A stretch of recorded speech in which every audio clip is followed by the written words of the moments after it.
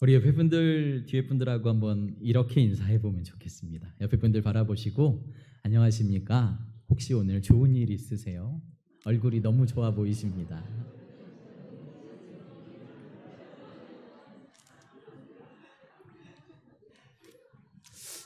뭔가 사이비가 전도하는 것 같지만 옆에 분이 진짜 오늘 좋은 일이 있는 것 같이 보이는 분 계세요? 네, 와 멋지십니다. 아니, 그런 생각을 앉아서 했어요. 오늘 성가대가 찬양하는데 우리가 주일에 교회에 오는 게 진짜 우리의 얼굴로 드러날 만큼 기쁜가? 은혜가 있나? 감사가 있나? 이 자리에 나오는 것이 의무인가? 아니면 기쁨인가? 라는 생각을 하게 되는 거죠. 사실 오늘 말씀이 그것과 연관이 돼요. 그래서 우리가 그리스도인으로서 예배하는 게 또 주일이네. 또 교회 가야 되네. 나는 권사니까. 나는 집사니까 교회 가야지. 이게 아니라 오늘도 주님 만나는구나. 오늘도 내가 정말 사랑하는 우리 성도들과 함께 하는구나. 이런 기쁨이 우리 안에 넘쳐났으면 좋겠다라는 마음을 먹습니다. 오늘 말씀 벌써 말씀대로 마태복음을 읽고 있고 우리가 함께는 은혜를 나누고 있는데 31번째 시간입니다. 마태복음 15장 1절 말씀 같이 보겠습니다. 한번 같이 읽어볼까요? 1절입니다. 시작. 그때 바리새인과 서기관들이 예루살렘으로부터 예수께 나와 이르되 아멘. 그때에 하고 시작합니다. 이게 어느 때냐면요. 14장 34절에서 35절. 그러니까 그 전에 예수께서 오병이어의 기적을 일으키십니다.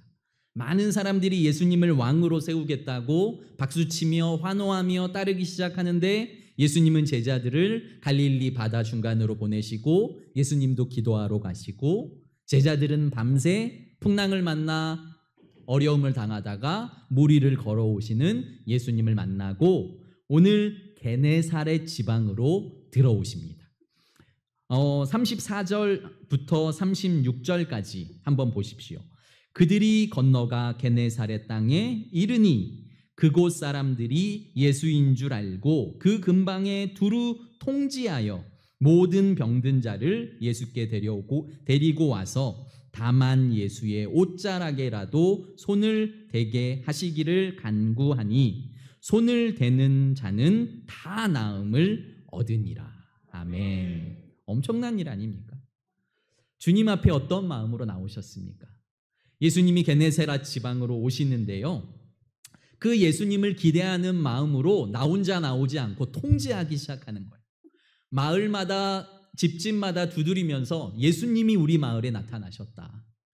예수님이 우리 마을에 들어오셨다. 병든 모든 자들이 그 마을에 있는 모든 자들이 예수님 앞에 나오는 거예요. 예수님 앞에 나와서 그 예수님의 옷자락이라도 잡고 싶어 하는 거죠. 얼마나 예수님이 많으셨는지 예수님이 아니죠. 병자들이 많았는지 짐작이 가시죠.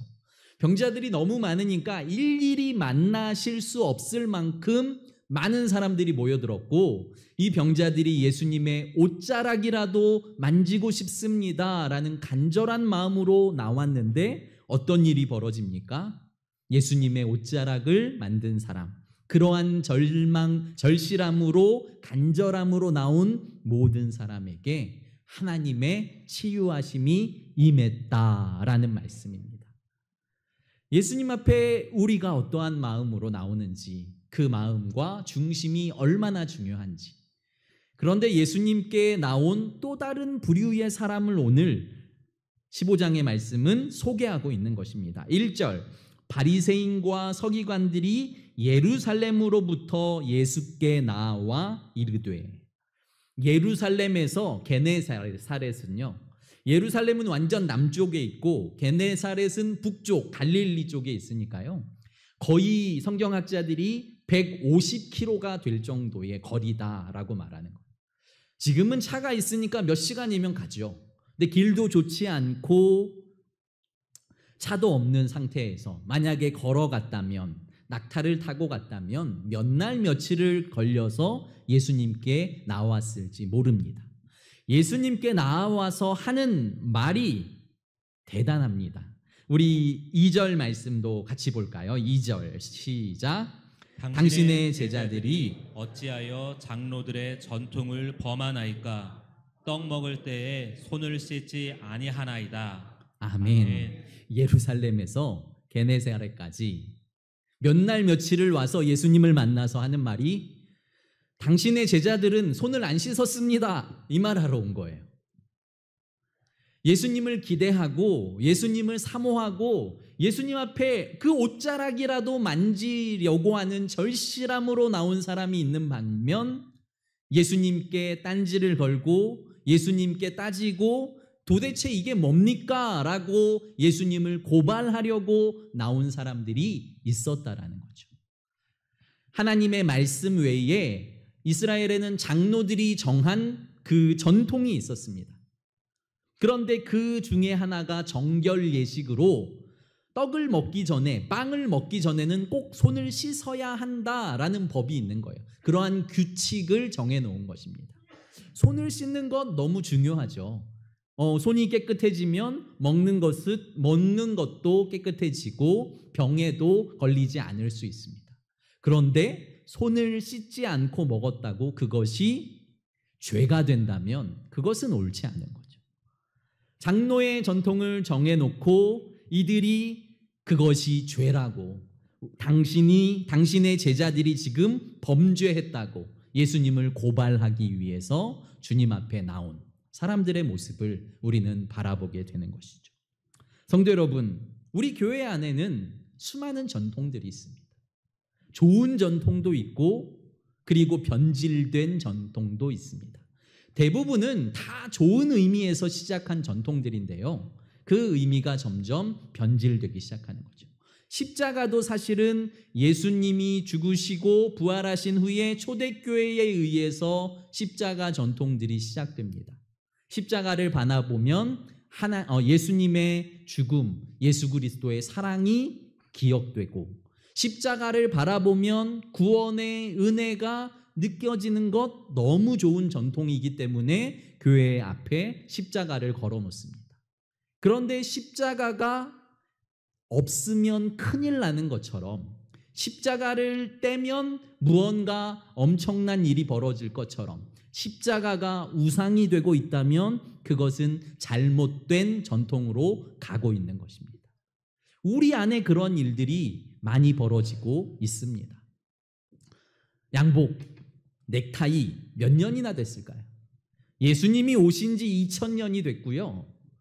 그 하나님께서 인류의 문명을 시작하신 지, 그러니까 복음을 시작하신 지 5000년도 넘은 시기, 그 2000년 역사, 5000년 역사에서 양복을 입은 지는 아마 100년 조금 넘었을까? 그 정도일 것입니다. 그런데 지금 이것이 하나님 앞에 깔끔하고 그리고 말씀을 전달하는 데에 신뢰를 주기 위해서 입기 시작했던 양복이 만약에 전통이 되어서 양복을 입지 않으면 큰일 날 것처럼 무언가 갖추지 않으면 엄청난 일이 벌어질 것처럼 변질되고 있다면 이것도 잘못된 전통입니다. 예수님께서 오셔서 이런 말씀을 하십니다. 진리가 너희를 자유하게 하리라. 예수님이 길이요 진리요 생명이시잖아요. 그러니까 예수님이 오셔서 나는 너희를 자유하게 하기 위해서 왔다. 진리 가운데 인도하는데 그 진리가 너희를 죄에서부터 자유하도록, 모든 말씀으로부터 자유하도록, 모든 율법으로부터 자유하도록 너희를 이끌기 위해서 왔다라고 말씀하십니다. 성도 여러분, 여러분 안에 자유함이 있으십니까? 교회에 청소년들이 만약에 쪼리 있죠. 그 슬리퍼, 일본 슬리퍼처럼 그 생긴 엄지발가락만 딱 들어가는 그 쪼리, 그걸 끌고 왔다고 생각해 보십시오. 뭐라고 말씀하실 것입니까? 짧은 반바지에 나시티를 입고 왔다고 생각해 보십시오. 아마 교회에 대부분의 많은 분들이 교회를 오래 다니신 분이면 복장 그렇게 하고 오지 마라고 얘기하실 거예요. 반대로 말하면 길거리에서 쪼리를 입고 짧은 반바지를 입고 나시티를 입고 있는 청소년들에게는 전도를 하는 거죠. 야, 빨리 와. 우리 교회에 가서 예배드리자. 그 복장이어도 얼마든지 괜찮아. 생각하기 나름이라는 거죠. 교회가 건축되는데요. 어떤 교회는 이 교회 강대상에 빨간 카페트를 까느냐 안 까느냐로 교회가 두 쪽이 나는 교회도 있습니다.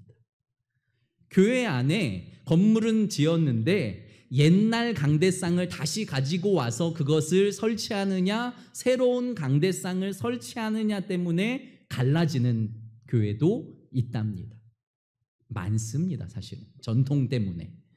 하나님의 말씀과 하나님의 뜻과 관계없는 일들이 전통이 되어서 교회를 더 어렵게 하고 억압하게 하고 자유롭지 못하게 하는 일들이 너무나도 많은 거죠. 말씀이 아닌 것, 그러니까 말씀을 벗어나지 않는 것, 죄가 아닌 것 가지고 우리는 험담하거나 판단하거나 정죄하지 말아야 한다는 뜻입니다. 오늘 주님께서 이렇게 말씀하십니다. 3절 말씀 보십시오. 같이 읽어볼까요? 시작. 대답하여 이르시되 너희는 어찌하여 너희의 전통으로 하나님의 계명을 범하느냐. 아멘. 전통이 심해져서요. 오히려 하나님의 말씀을 어기는 일이 벌어지게 되는 거죠. 4절, 5절 말씀, 6절까지 읽겠습니다. 4절, 6절 시작. 하나님이 이르셨으되 내 부모를 공경하라 하시고 또 아버지나 어머니를 비방하는 자는 반드시 죽임을 당하리라 하셨거늘 너희는 이르되 누구든지 아버지에게나 어머니에게 말하기를 내가 드려 유익하게 할 것이 하나님께 드림이 되었다고 하기만 하면 그 부모를 공경할 것이 없다 하여 너희의 전통으로 하나님의 말씀을 폐하는도다. 아멘. 너희의 전통으로 하나님의 말씀을 폐하는도다. 하나님의 말씀은 무엇이냐면요. 제5계명, 10계명의 5계명, 내 부모를 공경하라. 내 부모를 사랑하라. 이거예요. 그런데 고르반이라는 제도를 만든 거예요. 이 고르반이라는 제도는 처음에는 선하게 좋은 의도로 만드는 거죠. 만약에 양을 치는 집이 있다고 생각해 보십시오. 양이 새끼를 낳는데 유난히 아름답고 이쁜 양이 있는 거예요. 그러면 그 양을 고르반이라고 말하고 그 양을 하나님의 양이야 라고 말하는 거죠. 그러면 어려운 일이 있어도 어떤 문제가 생겨도 그 고르반으로 지정된 양은 하나님을 위해서만 사용하도록 된 그러한 아름다운 전통. 그런데 시간이 지나면서 부모에게 해야 할 공경, 부모님을 사랑하기 위해 사용해야 할 공경들을 고르반이라고 말해버리는 거예요. 그러니까 부모님이 만약에 병원 갈 일이 있어요. 근데 부모님이 당연히 돈이 있으면 하겠죠. 근데 돈이 부족한 거예요. 아들아, 내가 돈이 부족한데 좀 도와줄 수 있겠니? 그러면 아들이 멋지게 대답하는 거죠. 거룩한 것처럼. 어머니, 아버지, 죄송한데요. 저는 저의 전 재산을 하나님께 고르반했습니다. 그래서 부모님을 섬길 게 없습니다. 라고 말하는 거예요. 하나님께 드렸다니까 말할 수 없는 거죠. 고르반이라고 결정된 그것들은 누구도 건들 수 없는 거예요. 그렇게 전통으로 만들어졌어요. 하나님의 계명과는 말씀과는 관계없이 하나님의 말씀은 부모를 사랑하고 이웃을 사랑하는 건데 그 사랑과 반대되게 하나님께 드렸어 라고 말하고 그것을 나누지 않는 거죠. 그러면 그것을 진짜 하나님께 다 드렸냐? 그렇지 않습니다. 그 어머니가 돌아가시고 아버지가 돌아가시고 나면 그 고르반을 깨트릴 수 있는 벌금을 내는 거예요. 적은 금액으로 고르반을 깨트리는 벌금을 내면 다시 그 전 재산이 자기 것이 다시 되는 거죠. 자신의 욕심으로 하나님의 그 전통을 이용해서 자기의 것들을 채우고 있는 그것을 주님께서 오늘 지적하시는 거죠. 하나님의 계명은 부모를 공경하라, 부모를 사랑하라, 부모에게 은혜를 베풀란데 너희들은 지금 하나님께 하고 있다라는 말을 가지고 부모를 사랑하지도 부모를 공경하지도 부모에게 은혜를 베풀지도 않고 있다. 이것이 바로 너희의 문제다라고 말씀하고 계신 거죠.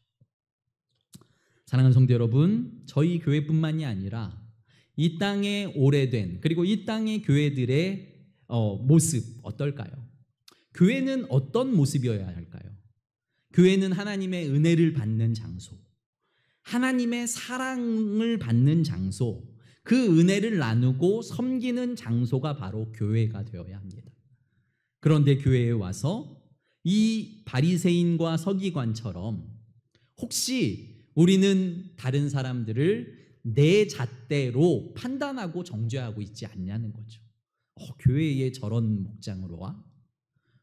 교회에서 기도를 저거밖에 안 해? 말씀 시간에 저러고 있어? 물론 눈에 거슬릴 수 있겠지만 중요한 것은 내가 은혜의 자리에, 내가 사랑의 자리에, 내가 섬김의 자리에 있기 위해서 이 시간을 주님께서 우리에게 마련해 준 것이지, 누구를 정죄하고 누구를 판단하고 누구에게 손가락질하라고 이 자리를 마련해 주시지 않았다는 것을 성도 여러분들 꼭 기억하시길 바랍니다. 안식일 율법도 있습니다. 안식일을 기억하여 거룩하게 지키라. 이것이 하나님의 율법의 전부예요. 안식일에 가난한 자들, 안식일에 고아와 과부와 객과 이방인들과 함께 안식일을 지켜라. 함께 그 안에서 하나님을 기뻐해라. 그 안에서 안식을 얻어라. 이것이 하나님의 뜻인데 장로의 율법으로, 장로의 전통으로 39가지나 안식일의 계명을 정하는 거죠. 그러니까 율법을, 규율을 정해놓고 안식일엔 일하면 안 돼, 안식일엔 밥도 하면 안 돼, 안식일엔 우는 애를 업어주는 것도 안 돼요. 그것도 일이니까. 그러니까 이러한 말도 안 되는 일들을 다 만들어 놓고 어겼어? 너 죄 지었어. 어겼어? 너 죄인이야. 이러고 있는 거죠. 바리새인과 서기관들이. 하나님은 이것을 지적하고 있는데 진리가 너희를 자유하게 하리라. 그 복음에 기뻐하며 감격하며 자유를 누려야 할 교회들이 점점 전통적인 교회가 되어가면서 이 전통이라는 이름으로 다른 사람을 찾고 판단하고 정죄하기 시작한다는 거죠. 우린 이거를 잘 돌아봐야 돼요. 물론 하나님의 말씀 아니면 하나님이 죄라고 말씀하시는 것에 어긋난다면 그것은 내가 정죄하지 마시고요. 당회에 얘기하십시오. 장로님들에게. 당회가 7위 기관이니까 당회에 얘기하시고, 여러분들은 나는 은혜 받는 날이야. 기쁨으로, 웃음으로, 감사로 이 자리에 참여하셔서 은혜를 마음껏 누리시고 돌아가셨으면 좋겠습니다. 그 상황을 보고 또 주님께서 이렇게 말씀하세요. 7절, 8절, 9절 외식하는 자들아, 이사야가 너희에 관하여 잘 예언하였도다. 이 백성이 입술로는 나를 공경하되 마음은 내게서 멀어졌도다. 사람의 계명으로 교훈을 삼고 가르치니 나를 헛되이 경배하도다. 입술로는 하나님 사랑합니다, 우리는 하나님을 예배합니다, 우리는 하나님의 말씀을 지키겠습니다 라고 말하지만 하나님과 전혀 관계없는 전통과 관습에 의해서 하나님을 예배하는 자들을 오히려 방해하고 오히려 힘들게 하고 오히려 규정하고 있다면 이것은 안 되는 일인 거죠. 부모님이 자녀들에게 그런 일을 많이 합니다. 내 자녀가 하나님 앞에서 온전히 크길 원하는 거예요. 그래서 자녀들에게 너 주일날 빠지면 그냥 큰일 난다. 아니면은 너 하루에 성경 얼마 읽지 않으면 너 큰일 난다. 막 온갖 협박과 온갖 일들을 저지르는 거죠. 그 아들을 사실은 사랑해서, 그 딸을 사랑해서 하는 일이지만 그 자녀에게 그것이 하나님에 대한 사랑과 하나님에 대한 은혜와 하나님에 대한 감격으로 다가오고 있는지, 우리의 자녀가 그것 때문에 진짜 기뻐하고 감격했는지 우리는 다시 한번 돌아보아야 하지 않을까라는 생각을 합니다. 성도 여러분, 교회 안에서 어려움이 있죠. 싫은 소리를 들을 때도 있고요, 억울한 소리를 들을 때도 있습니다. 어떻게 하십니까? 몇 년 전에 저희 목회자들끼리 어떤 목사님하고 얘기를 하는 거예요. 저희 교단 목사님이 아닌데 목사님끼리 얘기를 하는데, 교회에서 목사를 비방하거나 아니면 목사에게 어려움을 주는 교인들을 어떻게 대하는지에 관한 이야기들을 했습니다. 어떤 예장 목사님이 얘기를 하더라고요. 나는 그러면 하나님께 그분 꿀밤 한 대만 놔달라고 기도를 한다는 거예요. 그러면 진짜 그분이 하나님께 꿀밤 한 대 맞고 다시 좋아지고 관계도 좋아진다는 거예요. 나는 어떻게 할까라는 생각을 합니다. 하나님이 보고 계시니까요. 저는 도저히 그렇게 못합니다. 제 성품상, 제 성격상. 그래서 저는 아내하고도 이야기해요. 우리가 만약에 어려움을 당하는 일이 있다면, 우리가 억울하게 비방당하는 일이 있다면 우리는 더 축복해줘야 된다. 왜냐하면 그 사람을 위해 축복해주면 그 사람이 축복을 받을 만한 사람이면 축복이 그 사람에게 돌아가고, 아니면 나에게 돌아온다고 얘기하셨으니까 우리는 그 사람을 위해서 축복해주자. 그 사람이 얼마나 마음이 아팠으면, 그 사람의 삶이 얼마나 어려웠으면 그러한 오해와 그러한 일들을 할까라는 마음으로 우리 무조건 축복해주고 하나님 앞에서 울자라는 이야기들을 했습니다. 저는 그렇게 하려고 했습니다. 예전엔 안 그랬어요, 사실. 전도사 때, 부목사 때는 저분 왜 저러지? 라는 생각들을 많이 했던 것 같아요. 근데 조금 성숙한 것 같습니다. 조금. 아직도 멀었지만 조금 성숙한 것 같아요. 근데 저는 교회가 이래야 된다고 생각해요. 저는 성도들이 이래야 된다고 생각합니다. 왜 세상 사람들은 술 한잔 마시고 풀 수 있는 일을 교회는 술은 마시면 안 돼 이야기하면서 풀지는 않는 거죠. 세상 사람들도 며칠이 지나면 풀 수 있는 일들을 그리스도인인데, 한 교회를 다니고 있는데 10년, 20년 동안 풀지 않고 있다면 문제가 있는 건 아닙니까? 하나님이 살아계시지 않거나 우리가 그 하나님을 잘 믿지 않거나 둘 중 하나는 아닐까라는 생각을 하게 되는 거죠. 부부와의 관계가, 부부 간의 관계가 어렵다면 하나님 앞에서 다시 한번 생각해 보십시오. 정죄하는 것 아닙니다. 자녀와의 관계가 어렵다면 자녀와의 관계를 하나님 앞에서 다시 한번 생각해 보십시오. 내가 교회에 오는 게 기쁨이 없고 은혜가 없고 감격이 없다면 다시 하나님과의 관계, 성도와의 관계를 다시 한번 생각해 봐야 되는 거죠. 나는 전통에 매여 살고 있는가? 나는 내 생각에 매여 살고 있는가? 하나님의 말씀에 매여 살고 있는가? 이렇게 행동하고 있는 바리새인과 서기관들을 향해서 주님이 이렇게 말씀하십니다. 10절, 11절 말씀입니다. 같이 읽겠습니다. 시작.